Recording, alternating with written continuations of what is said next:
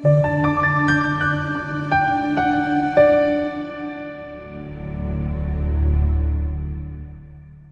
ukukhuluma nawe kuyitshali igama kupasonic i-channel imfliki. Isicelo nje ubalulekile nokufanele ukusubscribe nokulike nokuba imember ye-channel. Unganikela kuyi-channel noma bengayiphindela unganikela ngayo. Ikhona i-account number ungayisebenzisa. Kodwa senze kanje, inamba yami isemse kuphela ukungifonela. Nakhona ngifonela ngo9 ekseni ka ku5 ntambama. Ungangi-WhatsApp, ungangisendela SMS. Kungiphatha kabi futhi kuyangicasula. Ngifuna ukuqamba amanga uma abantu beqhubeka bengi-WhatsApp ngoba they don't listen to these videos. Most people who just WhatsApp me abantu abangawalandela ama-video lawo. Angazi ngenza kanjani ukuthi abantu abangawalandela ama-video ingafinyeleli kubona le number, but iyafinyelela. So sibheka la Americo Angelo Marengula. Americo Angelo Marengula. So uthi ke sawubona, ngicela ukubuza la uphupha ke ikamelo lakho balishintshile laba ke lishe ngabe ke kuchazana. Angibonge. So la ukhuluma ngekamera, ukuthi ikamera lakho ulibona lilishe lapha yana li-improve. So senza nje singayibheka kanje. Number 1, uma ngenzeka lapho ikamera lokulala sikuthele nje ukupholisha imali lihle ngoba lapha lokhu ngasho ukufezeka kwezifiso zakho nokuphila mhlawumbe impilo enhle futhi enobukhazikhazi futhi enenjabulo. Ngiyabona. Amahubo 26:8 uJehova ngiyayithanda inkundla yendlu. Jehova ngiyayithanda inkundla yendlu yakho nendawo lapho kuhlezi khona inkazimulo yakho. So number 2, ngenzeka futhi umuphupha la ikamelo lakho kuba upholusha imali lihle, lokho kungaphinde kusho ukuthi uphilile futhi umqemane. Nokuthi ke uhlambulukile njengamanje, ngeze umuntu ohlambulukile njengamanje. So kuba seKorinte besibili chapter 5 verse 1, ngokuba ke siyazi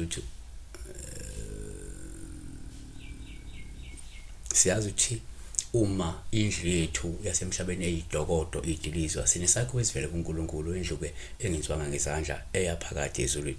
So uyabona ukuthi ikamelo liyathathwa njengento eyigumbi, umzimba wethathwa njengento eyigumbi futhi. So number 3, asesithi ke ngenzeka futhi uphuphela into eyikamelo lokulala. Lokhu kuwuphawu oluhle kakhulu ngoba lokhu kungasho ngaba uphawu oluhle lihle olungakhomba ukulunga, lungakhomba ubumnene nobumsulwa kanye nobungcwele kuwe. Kwaba seKorinte bokuqala chapter 6 verse 19, kepha ke anazi yini ukuthi umzimba wenu uyithempeli likaMoya oNgcwele okunina enimamukele kuNkulunkulu nokuthi anisibo abenu.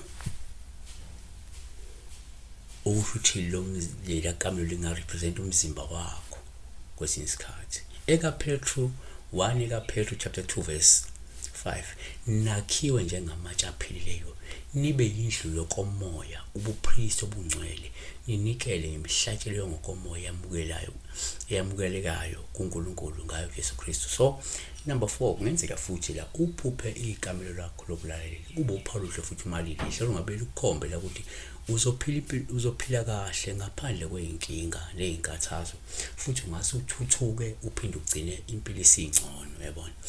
Isaiah 32 verse 18, abantu bami bayakuhlala ematendeni okuthula nasezindlini ezilondekayo nasezindaweni zokuphumula ezinokuthula. Azivale ngokuthi ke kulona futhi igumbi leli lokulala noma ikamelo kuwuphawu esingathatha njengoluhluma lelihle, lingabe likhombe ubudlelwano obuhle nobunozinzo nenjabulo nomuntu wakho, noma lo muntu wakho uwumuntu oqotho. Yabona, nonesimilo. Siyabonga besibheka ke la igumbi lokulala mali lihle noma ikamelo lokulala mali lihle. Siyabonga. Be blessed.